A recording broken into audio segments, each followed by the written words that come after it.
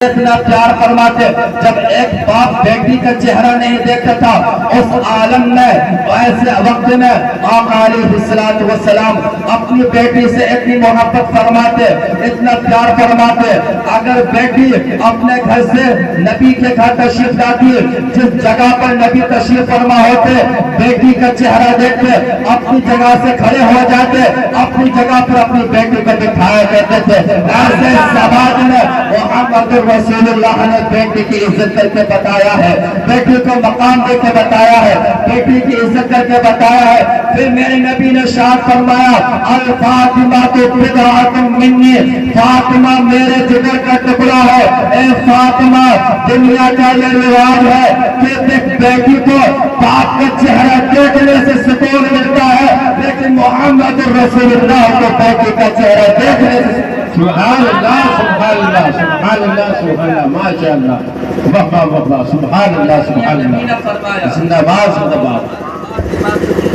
بضعۃ منی کہ فاطمہ میرے جگر کا ٹکڑا ہے اور جب بیواؤں کو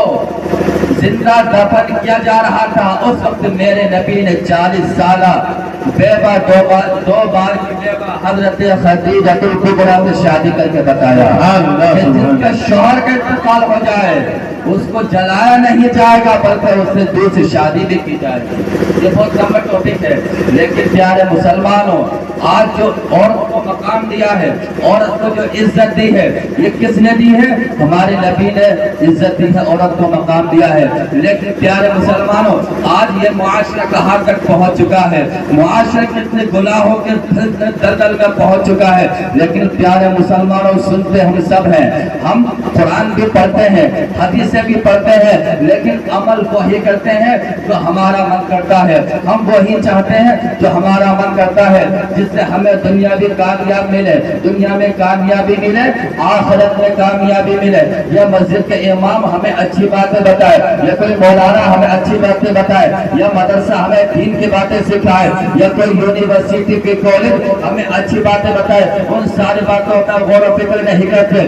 لیکن پیارے مسلمانوں آؤ میں ایک واقعہ ایسا بتاتا ہوں جس واقعے کو سننے کے بعد میں آپ اپنے سینے پر ہاتھ رکھ کے خود محسوس کرنا پیارے مسلمانوں ایک بیٹی باپ سے کتنی محبت کرتی ہے باپ بیٹی سے کتنی محبت کرتا ہے ایک مسجد تھی ایک مسجد تھی اس میں ایک شخص رہتا تھا اللہ تبارک و تعالیٰ نے اسے ایک بیٹی عطا کی تھی 4 بیٹے عطا کیے تھے لیکن اللہ کے فضل سے اس سے مال بھی بہت دیا تھا مال بھی بہت دیا تھا اس کی کئی فیکٹریاں تھی لیکن دولت کے نشے میں آ کر پیارے مسلمانوں یہ دولت وہ چیز ہوا کرتی ہے جو غرور میں انسان کو مٹی میں ملا دیتی ہے جو غرور میں انسان کو تباہ و برباد کر دیتی ہے اگر رب تبارک و تعالیٰ کسی کو مال دے کسی کو دولت دے اس سے غرور نہیں کرنا چاہیے ارے جب نمرود کا غرور دنیا میں نہ چلا فرعون کا غرور دنیا میں نہ چلا قارون شداد حامان کا غرور دنیا میں نہ چلا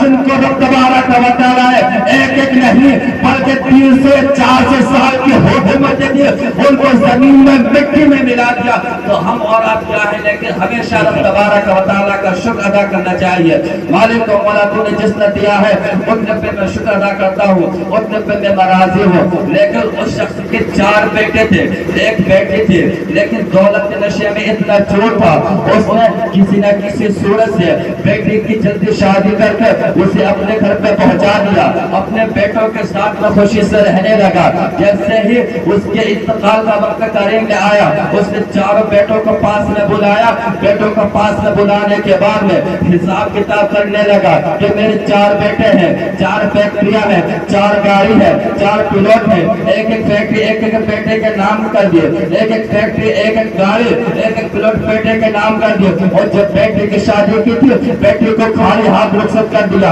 اسے کچھ نہ دیا خالی ہاتھ رخصت کرنے کے بعد چلو یہ تو سمجھ میں آتا ہے خالی ہاتھ رخصت کر دیا لیکن شادی کو 10 سال ہو گئے تھے شادی ہونے کے بعد نہ باپ بیٹی کے مکان پہ گیا ہے، نہ چاروں بھائیوں میں سے کوئی بھائی بیٹی کے مکان پہ گیا ہے۔ اب بیٹی جیسی اپنے مکان پہ پہنچی ہے، زاروں قطار تنہائی میں بیٹھ کر روتی ہے، میں نے اپنے باپ کے مکان پہ کون سا ایسا قصور کیا تھا جو میرا باپ میرے دروازے پہ نہیں آتا ہے؟ بھائیوں کے ساتھ میں نے کون سا ایسا ظلم کیا تھا جو میرا بھائی میرے مکان پہ نہیں آتا ہے؟ ارے دنیا جب اتنا چاند دیکھتا ہے تو دنیا مکان پہ چھتی ہے اتنا چاند دیکھنے کے لیے، لیکن اسی باپ کی بیٹی جیسے اتنا چاند دیکھتا تھا وہ مکان پہ نہیں چلتی بلکہ دروازے پہ کھڑی ہو جاتی تھی۔ ہو سکتا ہے اتنا چاند اس سال آ جائے، ہو سکتا ہے اتنا چاند اس سال آ جائے۔ کبھی بھائی کے چہرے کو دیکھتی چاند کی شکل میں، کبھی باپ کے چہرے کو دیکھتی چاند کی شکل میں، لیکن 10 سال ہو گئے، 10 سال میں 20 عیدیں گزر گئی، نہ باپ بھائی بیٹی کے مکان پر پہنچا ہے،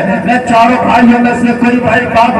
اس بیٹی کے مکان پر پہنچا ہے۔ پیارے مسلمانوں یہ زندگی ہے، کبھی بھی ساتھ چھوڑ سکتی ہے، کبھی بھی انسان کو کچھ ہو سکتا ہے۔ اچانک کیا ہوا، جو شخص تھا اس کی طبیعت خراب ہو جاتی ہے، جیسے طبیعت خراب ہے چاروں لڑکے اسے ہاسپٹل لے کے پہنچتے ہیں، جیسے اس کا میڈیکل کرانے کے بعد میں رپورٹ آتی ہے اس کے دونوں گردے خراب ہو چکے ہیں، اس کے دونوں گردے کام کرنا چھوڑ گئے ہیں۔ جیسے اتنا کہا، کہنے کے بعد وہ کہنے لگا اب کیا ہوگا؟ اس نے کہا تھا، ڈاکٹر نے کہا اگر تم اور زیادہ جینا چاہتے ہو تو کسی بیٹے کو بلا لو، وہ ایک بیٹا تمہیں گردہ دے دے گا، دوسرا بیٹا دوسرا گردہ دے دے گا تاکہ تمہاری زندگی بچ جائے گی اور چند سال تم دنیا میں رہ لے گے۔ باپ کو بیٹوں پہ بہت فخر تھا، بہت ناز تھا۔ باپ نے کہا میرے 4 بیٹے ہیں، چاروں کو میں نے الگ الگ ترقی دے دی ہے، اور تم گردے کی بات کرتے ہو، میرے بیٹے تو مجھ پہ جان قربان کرنے کے لیے تیار ہے۔ ڈاکٹر نے کہا تھا